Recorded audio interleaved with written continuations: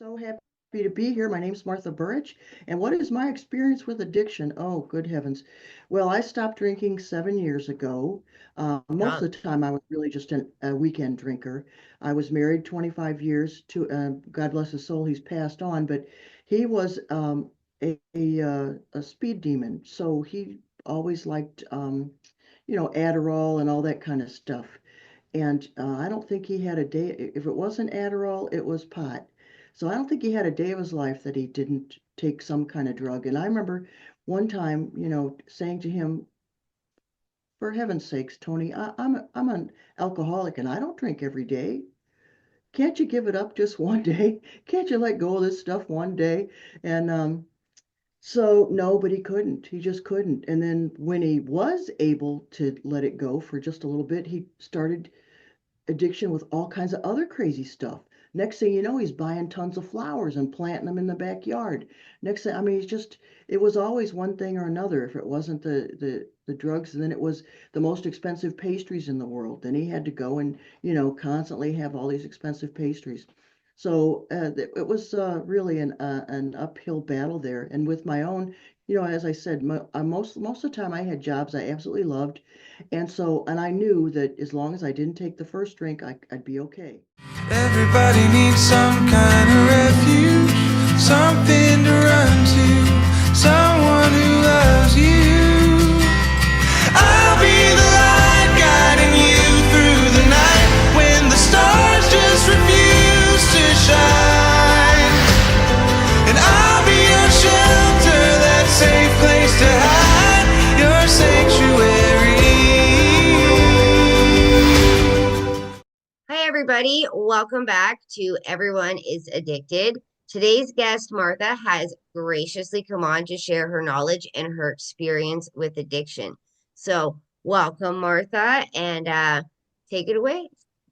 All right, I am so happy to be here. My name's Martha Burridge, and what is my experience with addiction? Oh, good heavens. Well, I stopped drinking 7 years ago. Most Yeah. of the time, I was really just a weekend drinker.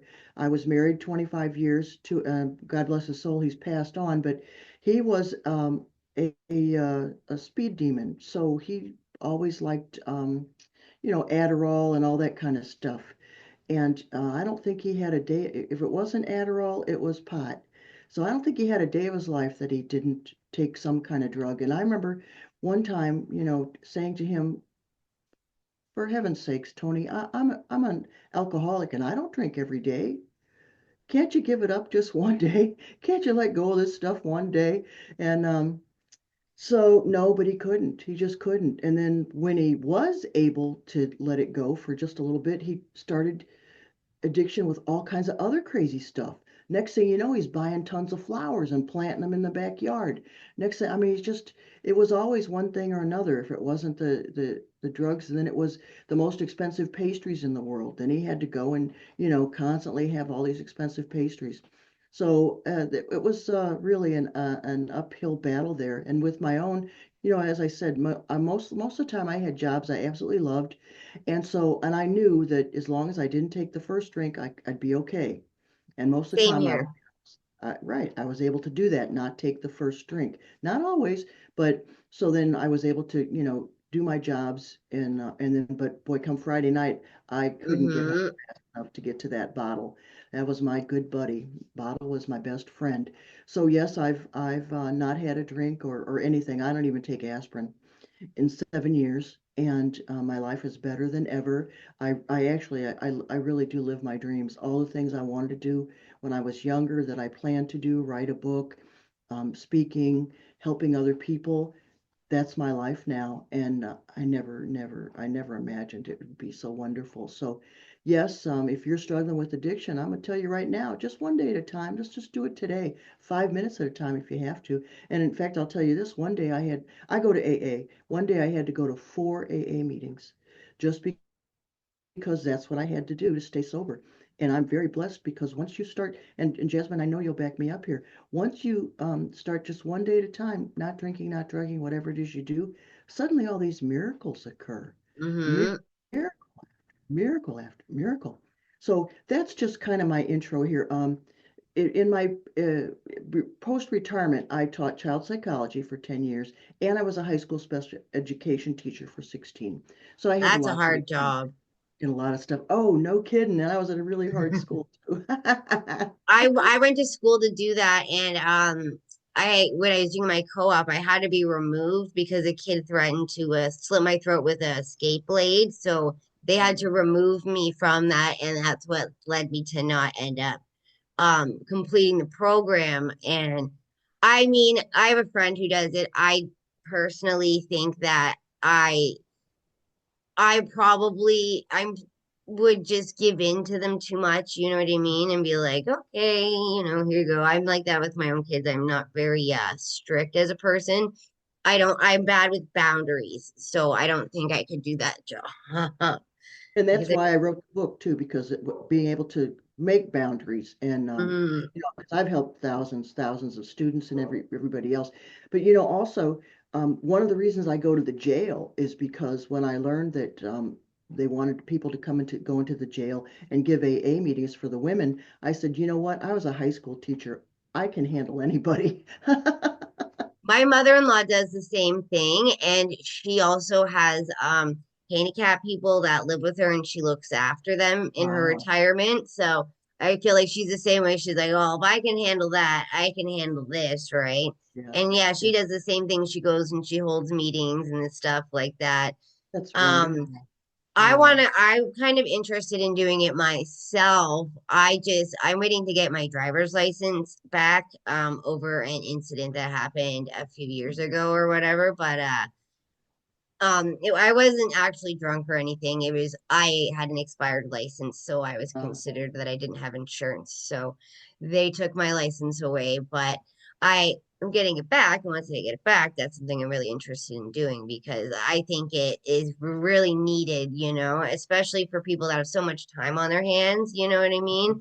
If and people that I've talked to that have gotten sober in prison have said that those meetings have helped them so much, right? So I'm yeah. definitely interested in doing something like that too. And do the people respond, like, do the women respond well to it, or do they like get angry with you? No, it's very, very positive because the women that come to my meetings, they want to be there. Nobody forces them to be there. So it's their choice whether or not to attend the meeting. And I'm pretty frank with them, and I go to the treatment center every week too. So I go to the jail and then I also go to the treatment center. And one thing I tell everybody is, do you really want this to be your life? Aren't you ready to Hmm. stop? Because the first thing I'll say is, okay, who's been in jail before? All hands go up. Who's been in treatment before? All hands go up. I mean, it's just like this big, and I'll see one gal from the treatment center, and the next week I'll see her at the jail. I'll see a gal from the jail, the next month I'll see her in the treatment center. So, unless you make that decision, and then a lot of people they don't want to admit this, but They you have to. victimize everything and blame It's everybody huge. else, and that's the Yes, I know from firsthand experience on that one.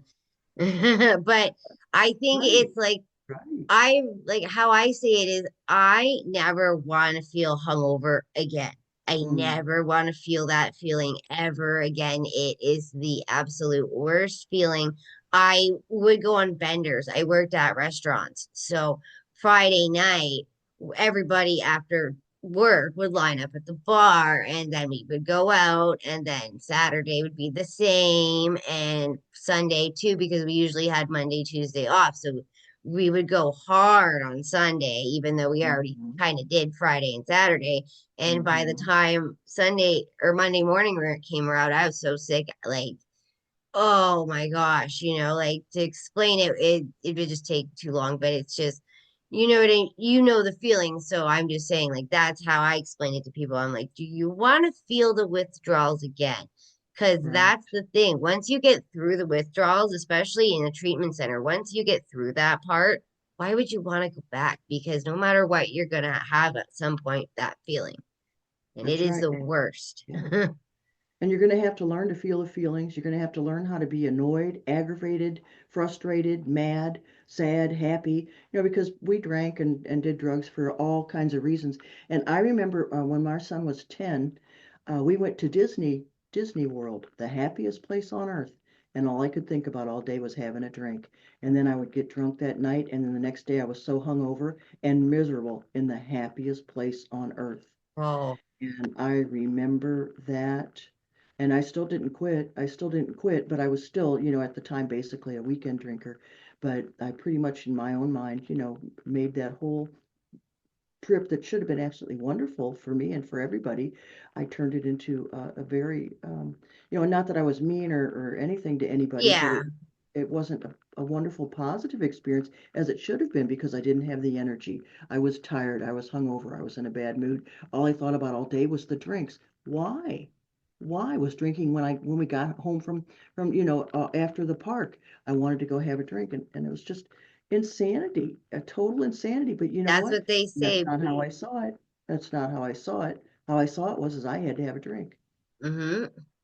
And it's like that release that you feel once you do. And like I'm somebody who can't just have one. I'm not like I was never, I was like you, I was never an everyday drinker. I was a binge drinker. And so Yeah, the I never had to go to detox or anything because I didn't have that much where I would have seizures or anything. But you're right, you're not happy, you're dragging your butt, and like you're then you regret it later because hmm you're like, why did I do that? Like, but then yeah, you still keep doing it. And that's what they say in AA is the definition of insanity is thinking that you're going to get a different outcome when you do that, right? When you do the same thing thinking that it's going to be different, but it never is different. You say you're going to have two, but you're not going to have two. right. Ever going to have two. Because it's the first drink that does the damage. That's why you can't have one. And if you get hit by a train, it's not the caboose that kills you, it's the engine. It's the Hmm. first drink that does the damage. So, one's never enough, or one's too many, and 100's never enough. And if you're a real alcoholic, then and you already know that. You'll play games with yourself. Oh, I can have just one. Yeah, like when was the last time you did that? I would promise, And I would, it does happen. You can have just one. Some people can have just one sometimes. hmm. Sometimes. But most of the time, another thing a lot of the people say is, I didn't get in trouble every time I drank, but every time I got in trouble, I had been drinking. Hmm.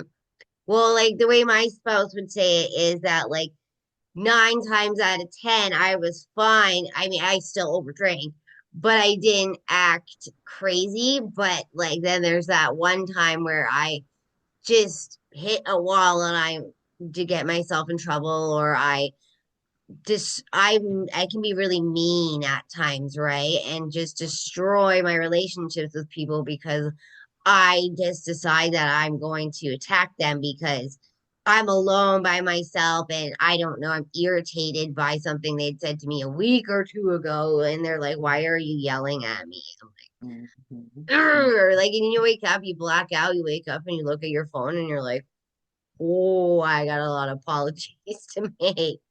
That was me anyway.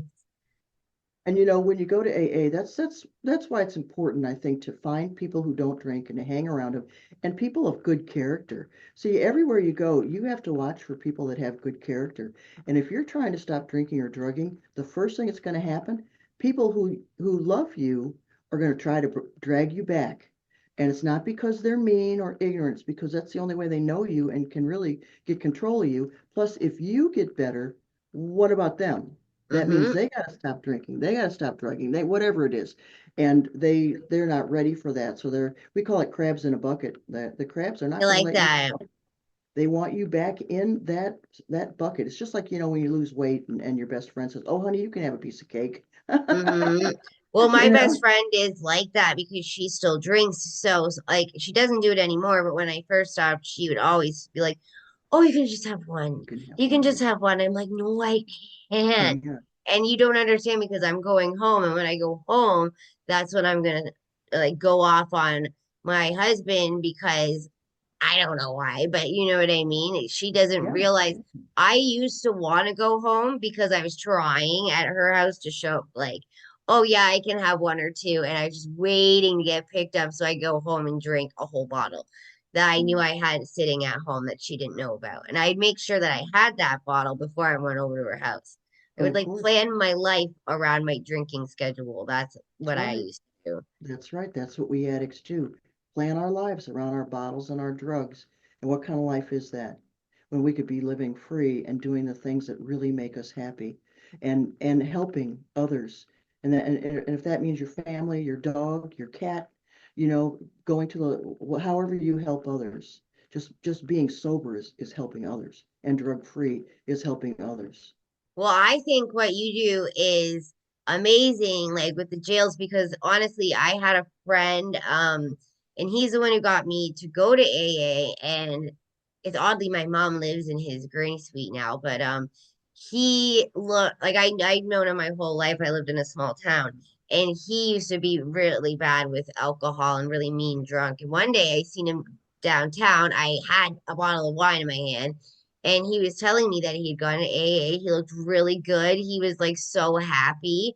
And it made me think to myself, oh, I want to be like him. Do you know what I mean? So you going to the jails, people can see what can be if you do actually take that step and stop, and that's the thing. Other sober people, like, that's why I love what you do, is what I'm trying to say, is because they can see the fruits of what happens when you do stop. And that's what helped me stop, was seeing his life and how he had changed so much. And I wanted to be the same way. Yes, it really is a big deal. And I want to show you. Here we go. Since I got sober, what I did was I went to this is the AA Grapevine, and Hmm. that is the magazine of Alcoholics Anonymous.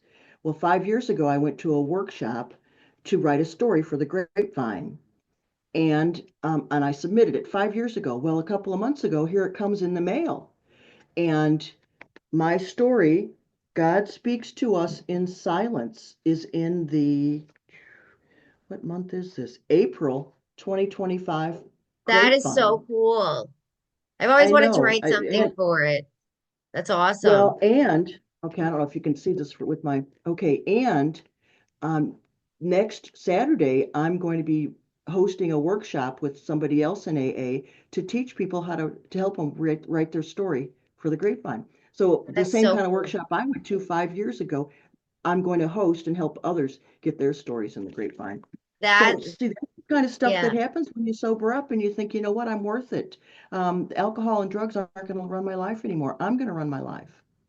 Yeah, I had somebody reach out to me. I forget. It was like somebody who did a podcast, but they also had like their own little magazine, and they reached out to me and asked me to write my story. I haven't done it yet because I am in the middle. We're getting our house appraised on Monday, so we're cleaning the crap out of it. So I haven't had time to write it for her, but I was so excited. I'm like, yeah, because I've always wanted to write a book and do that kind of stuff myself, right? But like I just have like I was drunk for so long, and then once I sobered up, I had children and they were little. So now's kind of my time, now that they're both in school, that I can do things. I'm also in college full time right now, so I just like I literally throw so much on my plate.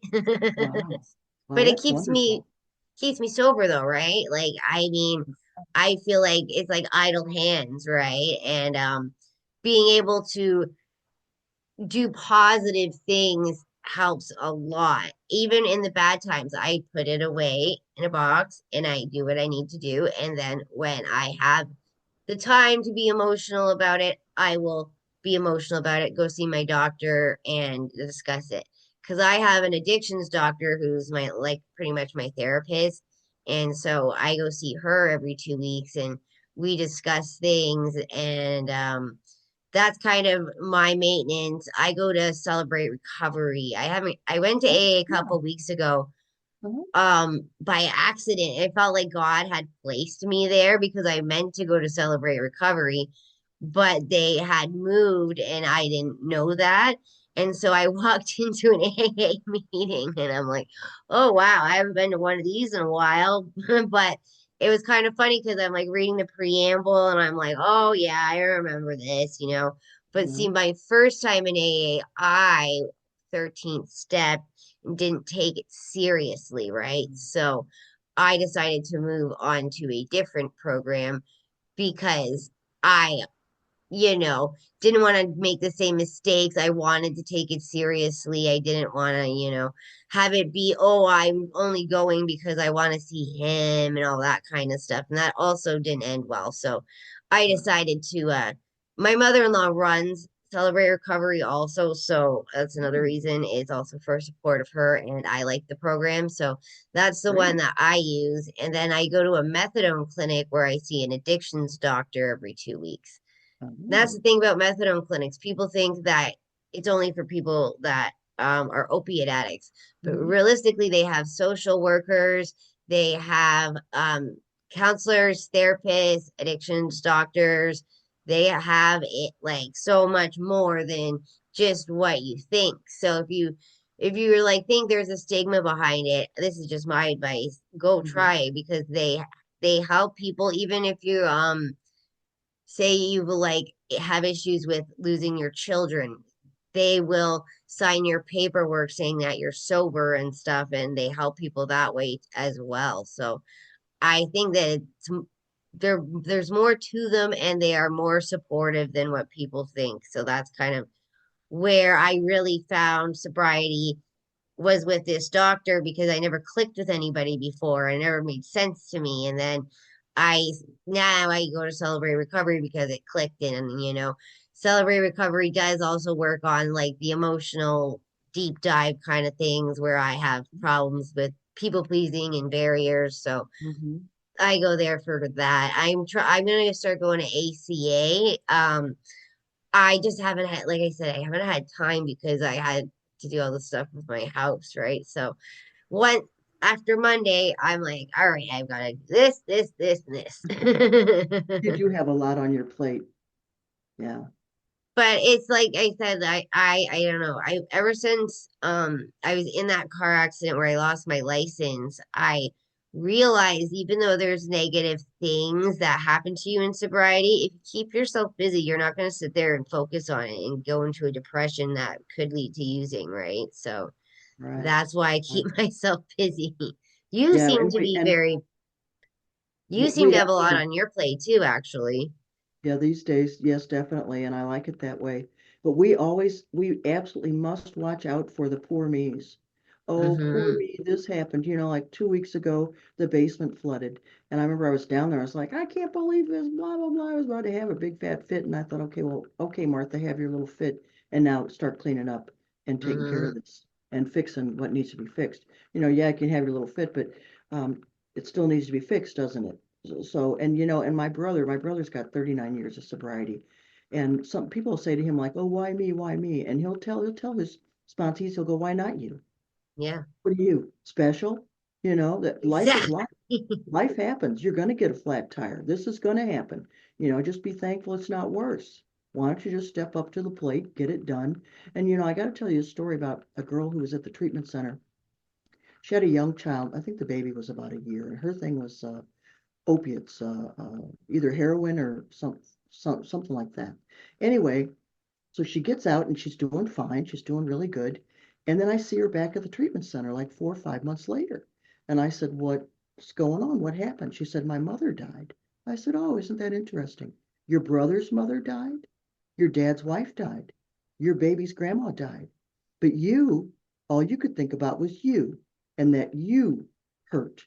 And you made it so that nobody else could grieve, nobody else could help each other. All they had to do, they all had to focus on you and worry about you. And if you were going to be alive, and if they were and had to worry about you losing you too. Is Mm. that right?"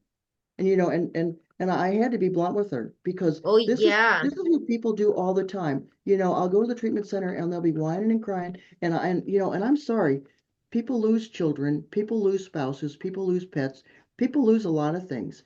But if you're going to use that as an excuse to drink, what you're doing is you're now making your life worse. You're making things even more difficult for others. Addicts and alcoholics are tornadoes. We Mm-hmm. rip through people's lives, and because we're usually high or drunk or whatever, we don't know what we said, we don't know what we did, and we excuse the most audacious, ridiculous, obnoxious, evil behavior in ourselves because we go, oh well, I was drunk, I was high. Oh, I wouldn't have done that if. Is that going to be our lives for the rest? Is Yep. that going to be your life? Because when the police get a hold of you, there's no if, is there? No No. more of that. Because the police don't care about your if. Oh Nope. well, my mom died. I got drunk. Oh, there's the jail cell. You But were I in love what behind you wood. said. You were Uh, this. I love what you said about how like she made it so her family couldn't grieve, and like that's my thing is that family doesn't always get like the attention and they suffer silently because it's always about the addict because we're tornadoes, right? And like Yep. I lost my dad, so I couldn't imagine like some actually I did. My daughter's father was smoking crack at my dad's funeral. So I know that feeling of being the family member. I can't really grieve my dad's loss because he's trying to pack things up because he wants to leave because he wants more crack and I don't want my family to see him doing this. And oh Yep. yeah, so I that really hits home for me, and it like that's not fair. It's just Right. we're so selfish at times. You know what I mean? That's right. We're so selfish. And you know what I've learned since I sobered up? And I'm a big baby. I admit it. I'm a big baby. And So am before I I. sobered up, if I was in a bad mood, everybody else had to suffer. You better know it. It's your fault I'm in a bad mood. You didn't put the dishes away, whatever it was. Mm, Ridiculous stuff. But now I know if I'm in a bad mood, keep my big mouth shut. Don't tell anybody else my opinion because they don't need to hear it. And if somebody wants my opinion, they'll ask for it. So keep your big mouth shut, Martha. And if you're that upset, go up in your room and have your little fit, and then go down and put a smile on your face for everybody else. that's what I Because do. you're in a bad mood doesn't mean that everybody else should suffer. That's the height of selfishness and ignorance. And I catch myself sometimes in it where I'm like a little like because something happened and I'm a little snappy with my kids. Right away, I feel guilty because I realize that it wasn't them, it was me, and I feel so bad about it. But I do apologize. I'm like, mommy was just But like I explained myself, see, but now you know. Now you know. I Now you're know I aware. do it. And so now Mhm. I try to, if I'm in if I'm feeling something negative, I'll go in my room for half an hour and reset and then come Cool. back because Yes. otherwise I'm going to do that again to my kids and I don't want to do that to them because it's not their fault and I feel guilty. So it doesn't really help anybody. Right. And there's a story, I hope I don't cry to tell it, but there's a story about this man went to work and his boss said, why don't you come over to our house for dinner? So they go over to the boss's house and they get out of the car and as they're going into the house, the boss stops at a tree and just kind of silently prays and whispers for a few minutes and then they start to walk into the house and the man said, what are you doing? And he said, I leave all my problems at the tree. And because when I go into the house, I'm going to cry. Because when I go into the house, it's not fair to my family to bring all that with me. So I leave it all at the tree. And then if I want to, I'll pick up the problems on my way out tomorrow back to I work. But I love leave the that. problems outside the house. And that's what we all should do. Because we all know that story about the boss yells at you, you yell at whoever's beneath you, and then you come home, yell at the wife yells at the kid, and the kid kicks the dog. Mm. You know, so all these people suffering because you can't control yourself. And that really is the bottom line. It's called self-control. People who don't have self-control cause a lot of problems for themselves and others.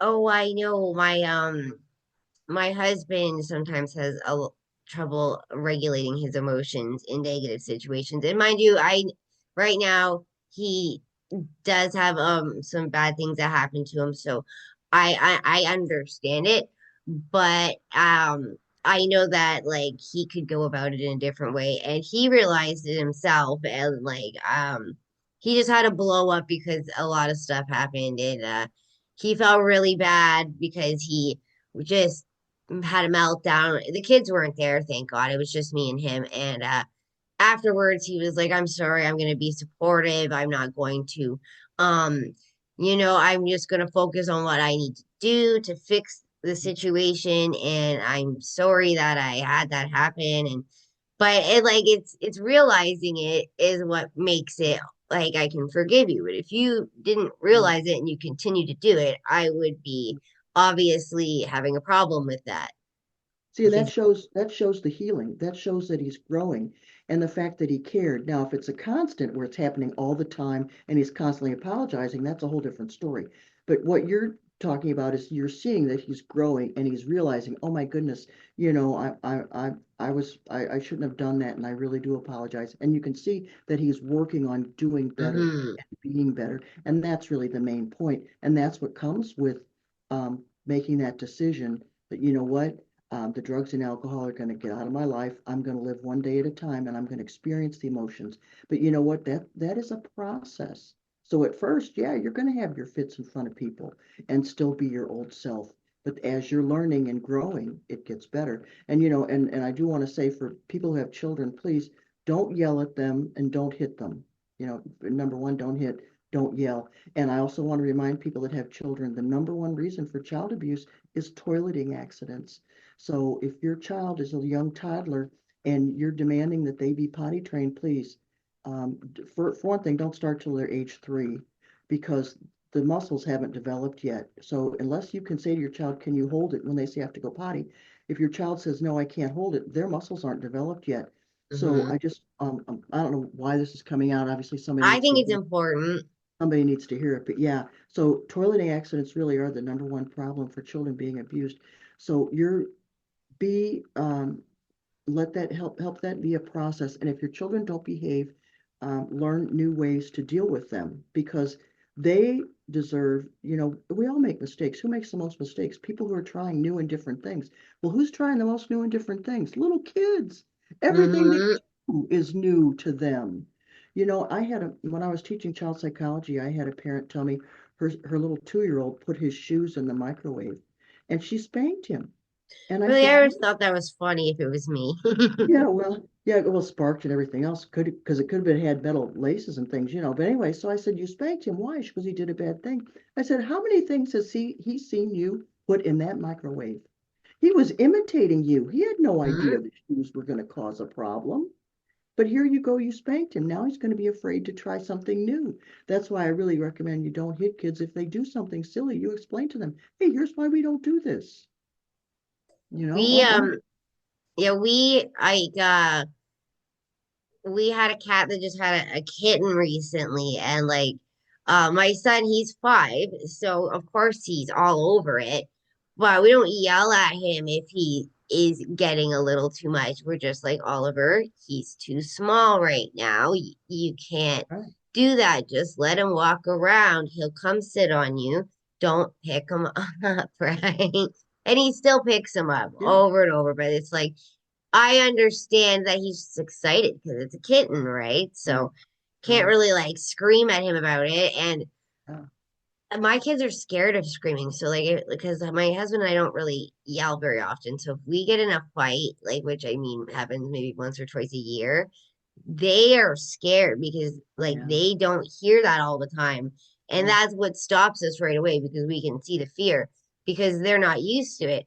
But then you can hear like some people in the neighborhood that just scream and yell at their kids. And then those are the kids that end up acting out and breaking windows and doing all that kind of stuff.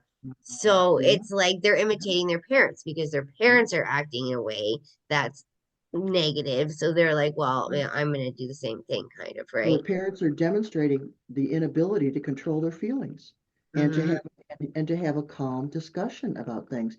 We can all disagree and have a calm discussion about it.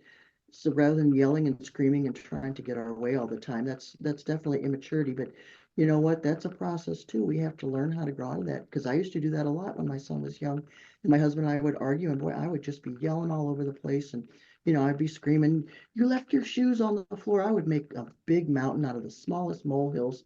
And if only I knew then what I know now. hmm It's all a period of growth. But I was very self-centered, and I seem to think, if I'm inconvenienced, you're going to be inconvenienced, and that's the height of self-centeredness. That's what I was like with my first child and her father. I would because he was like an intravenous drug user. I would he just made me angry because he'd disappear for days and stuff. So Scary, I yeah. I would be like just Ooh, and she like that's why she gets so afraid, I think, of when people raise their Yeah, voice because yeah. she was not even a year old and we'd be like screaming and over like I could have just left him. I didn't need to sit there and argue with him all the time. Do you know what I mean? Like it's just, I was still drinking. So Mhm. basically, Right. I was still in that Yeah. modality of, well, Yeah. I'm good. Yeah, exactly. Like you made me angry and you Mhm. made me like suffer in a way because I don't know where you are. So I'm gonna go now that you're home down to the bar right behind our house, drink a whole bunch of absinthe, not even remember how I walked home and Wow. yell at Wow. you. You know what I mean? Like just, it was bad. And I feel bad that she had experienced it. I'm just glad that it ended. But like my drinking ended when she was about 1.5. So, Wow. she, I've, I because I have like I did take opiates after I quit drinking. I'm trying to think. I have about 7 years sober from alcohol, and then 5 years from opiates. May 25th. I wasn't really addicted to them for very long. It was my dad. I lost my dad, and I lost my house, and I wanted to feel happy, and I didn't know how to feel happy, but those made me feel happy. So I Good went point. down that road for a little while, but Yeah. I That's obviously, that's part of our yep, problem is we think that drugs and alcohol make us happy. And they give us a quick jolt, but then they ruin everything. I just met a woman at the treatment center. She had been sober 10 years. And then in the 2 years she had been drinking, she said in the last 5 months, I've lost everything. She lost her house, she lost her job, they took her kids away, everything. So yeah, yeah, it's a big deal. And we have to learn how to handle our feelings. We mm-hmm. really and it's really And good that you have gotten sober so young. well, I'm 37, so I'm not that young.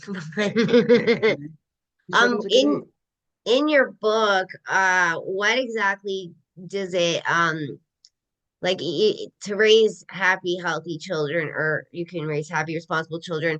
What like how does it work? Like, is it a read or is it like a work? Does it have like workbook stuff in it? Like, I just It's explained it. just 60 pages. It's just 60 pages, and it's everything I used to turn my son around when he was 4. He was so difficult, would not take no for an answer. So it has chapters like how to build your child's self-esteem, what to do at the grocery store, what to do to have a smart child, what to That's do when the important. child won't put their seatbelt on, what to do, how to keep your marriage intact. So, it has just little bits of advice all the way through. Like if the child won't behave in the grocery store, what do you do? Mhm. That's And a big one. well, I'm going to tell you right now what to do. Okay, you're at the grocery store. Before you go, you say to the child, you say, look, we're going to the grocery store. I You need to see me all the time, and I need to see you. But if I look and I don't find you, you're going to sit in the cart. Do you understand? Okay, Mm. that's what's going to happen. Whether you understand or not, that's what's going to happen. So you go to the grocery store and the kid goes, yeah, mom, oh yeah, yeah, yeah, I'm gonna be good, I'm gonna be good. So you get in the grocery store, well, I'm sorry, but it's Disneyland, okay? It's Oh, everything's it at the is. level. It's too cool. So you see and don't tell the child a bad man could get you. Do not scare the child. No, Just say, my I mom did need to that to see me and it was you. not It's good. too scary. Kids can't handle that. All I had right, so the child anxiety runs off. from, I had Yeah. childhood anxiety because my mom would always say that to me so that I wouldn't eh, go away from her, Thank you right? So right, and thank always. you for yes, for pointing that out because that's what happens. The kids get scared and they don't know what to do with it. But anyway, so the child runs off. What you do is you get the child and you say, I see you decided to sit in the cart. Put them in the cart. Don't be mad and say, now, where are the bananas? I need help. And have the child help you all through the grocery store. Where's your favorite spaghetti? What's happening over there? Did you see that? Keep them interested. When you get to where you put your stuff on the conveyor belt, have the child help you take stuff out of the cart, put it on there. Give the money to the child to give to the lady or the credit card or whatever. Keep the child busy. If they're Mm, old enough, let them help the bagger person bag the groceries. Keep the child busy because what happens is when kids get bored, just like when adults get bored, that's when they drink and smoke and everything else. Bad things happen. So keep your mm. child occupied. Keep something in their hand. Keep them occupied. So then, but don't you don't have a big fit. I actually talked to another woman who was like a child psychologist and specialist and stuff, and she told me like when your kids are really like freaking out over something, be like, there's grapes over there. Say something really Yeah, random and it totally yes, changes what they're distract. thinking about. And I tried Right. it. And my kids were like, what? And it totally calmed them down. So I'm like, that was a good tip. And same thing with the grocery store, right? Like Yep. my son loves to help daddy at the grocery store. So we never really Oh, have any issues. that's great. But if he was to walk off, that's exactly what my husband would do. He'd be like, okay, now you're in the cart, and now but then he's fine because he's helping daddy grab stuff, Yeah, and he like there when you we go to go. the corner store, he likes to give the money. Or if we're buying cat food, he has to pick the cat food out, the one he wants, and carry it up and stuff, right? And like Oh, see, like a lot and of he feels people, purpose. He yeah, feels purpose. exactly. And I've seen other parents get so frustrated with their kids like, doing that kind of stuff. And I'm like, I just remember the anxiety my mom created in me and that lasted lifelong, that Mhm. I just don't do that with them because of my own personal experiences. But for people who haven't, well, weren't raised with their mother saying that it's nighttime, you have to walk down the middle of the street or somebody's going to jump out and grab you and you're just scared all the time, That's right? too scary. Yeah, yeah. Then it's definitely really great advice because a lot of people don't know what to do when their kids have a meltdown at the grocery store. That's definitely a big one. Yeah, distraction. That helps a lot. And then sometimes, you know what, if they're having their fit, you can say to them, you know what, I hear you, honey. I know you're disappointed. I know you're disappointed. Just agree with them. Yes, that's really frustrating, isn't it? I know. You really wanted that toy, didn't you, sweetheart? Yeah. I'm sad to hear that. Hey, let's go get those bananas. Hey, let's go. Mhm. Yeah. And then, acknowledge their feeling and then move on. Because my But let daughter, them cry, let them whatever. my daughter gets in like little arguments with friends at school. So I have to sit down with her and do the same thing and be like, oh, she won't tell me about it. She's very like, she doesn't want to talk about it, doesn't want to talk about it, but she's in a mood and she's upset and everything she says, you can tell something's wrong. So I have to like pull it out of her and then talk to her about it and be like not in an angry way, but just like have a Yeah. conversation about what happened, what's going on, how to maybe resolve the issue. And then she's not upset anymore and she goes on her merry way, goes and plays in the backyard. And then she goes in place. Yeah. But if I would have left her and not acknowledged the fact that she was upset, then she would have sat there all night being miserable and in her own mind and stuff. And I think because I suffer from mental illness, I notice these things more Yeah. than other people, right? And even if you think their feeling is wrong, acknowledge their feeling. Oh, you feel really mad about that. You don't need to tell the child, oh, you shouldn't be mad. Well, they are mad. Yeah. Okay. You feel really mad about that. Oh, I'm sad to hear that. You know what? When you're feeling better, let's talk about it. When Hmm. you're calm and I'm calm, we'll talk about it.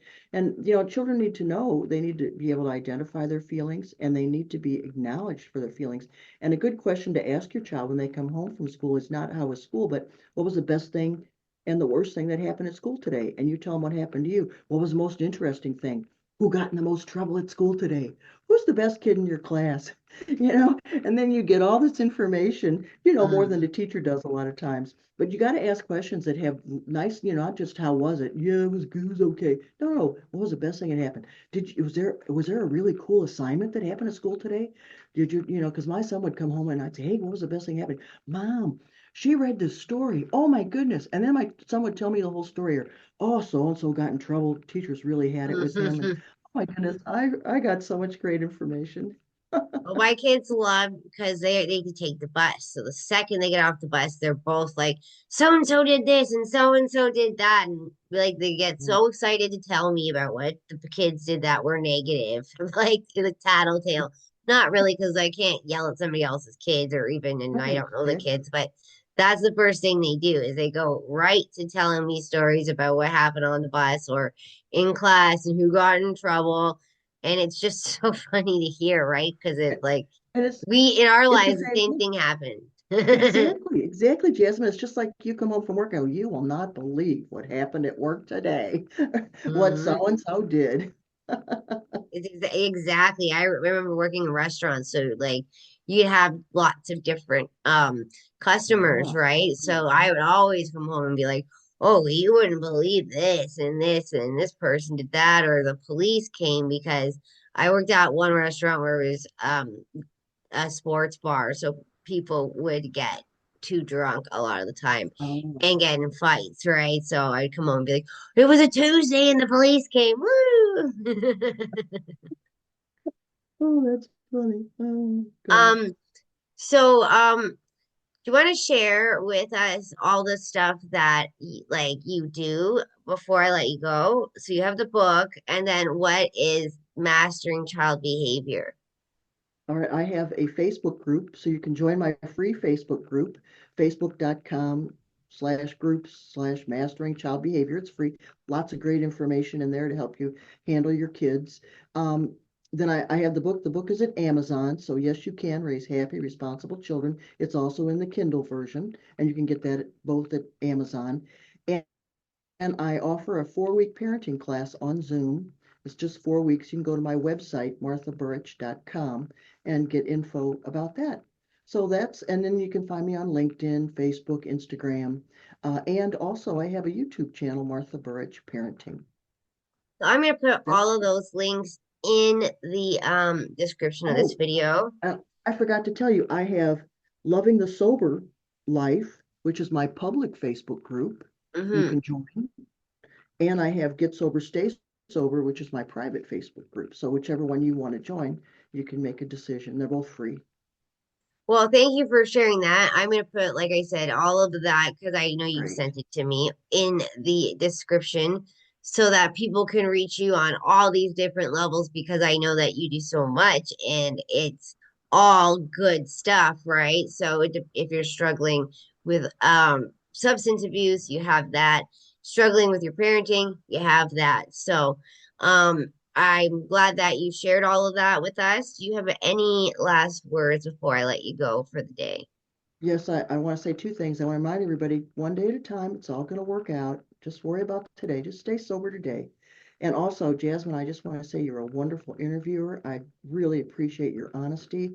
You really you really reveal yourself to others, and that helps us so much. Thank you so much. Well, thank you, and I appreciate the same that you're a great person to interview. I like learned a lot. I'm going really interested in the parenting group of course, because my kids are still Great. little, and I know that when they get a little older, it's going to get more difficult. So I'm going to be probably looking into the book too. But yeah, thank you so much for coming on and sharing everything with us. I really appreciate it, and I hope you have a good rest of your Mother's Day. Thanks. You too, Jasmine. Happy Mother's Day. Happy Mother's Day. Thank you so much. Okay. Bye. Bye.